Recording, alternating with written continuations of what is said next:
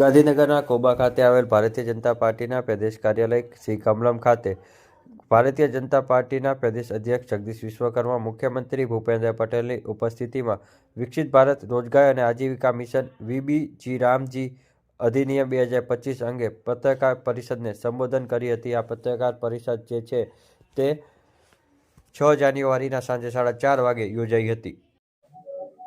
વિકસિત ભારત અને રોજગાર આજીવિકા મિશન ગ્રામીણ એટલે વીબીજી રામજી અંતર્ગત આ પ્રેસમાં આપણી સૌની વચ્ચે ઉપસ્થિત ગુજરાતના મુખ્યમંત્રી માન્ય ભૂપેન્દ્રભાઈ પટેલ, પ્રવક્તા શ્રી અનિલભાઈ, શ્રી પ્રશાંતભાઈ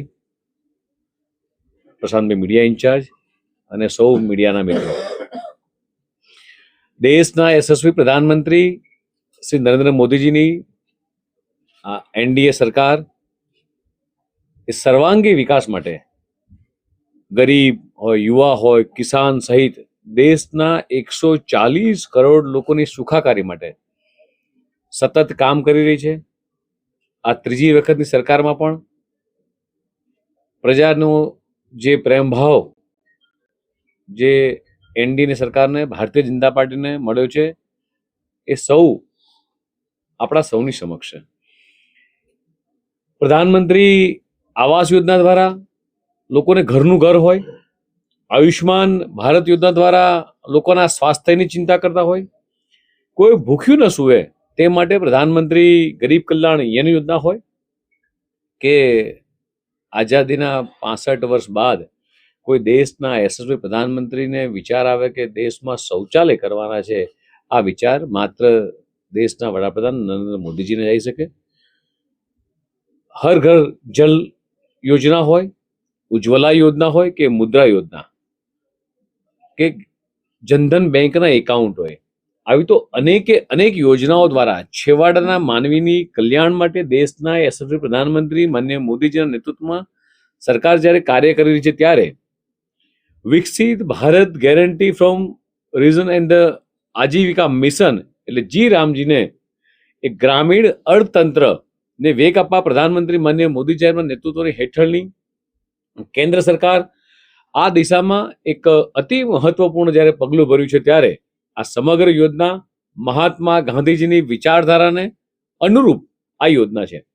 અગાઉની મનરેગા યોજનાના પ્રાણરૂપમાં સમય અનુરૂપ વિવિધ સકારાત્મક ફેરફારો કરી કેન્દ્ર સરકાર એ વીબીજી રામજીને લઈ જ્યારે આવી છે, ત્યારે મનરેગા 2005માં શરૂ થઈ હતી, ત્યારથી આજનું ભારત અને ગ્રામ્ય જીવનમાં એ ઘણા બધા બદલાવો આવ્યા છે। ગ્રામ્ય ગરીબી 2011-12માં લગભગ 25.7% હતી, એ જ ગ્રામ્ય ગરીબી 2023-24માં ઘટીને 4.86% થઈ છે। 2005ની જરૂરિયાત માટે બનાવેલું જૂનું મોડલ એ આજની ગ્રામ્ય અર્થવ્યવસ્થાને અનુરૂપ ન રહેતા 2025ની જરૂરિયાતને ધ્યાનમાં રાખીને આ યોજનામાં જે જરૂરી ફેરફારો કરવામાં આવ્યા છે। મનરેગા એ 100 દિવસ કામની ગેરંટી હતી, જ્યારે વીબીજી રામજી એ 125 દિવસની એક ગેરંટી મિત્રો આપવામાં આવી રહી છે।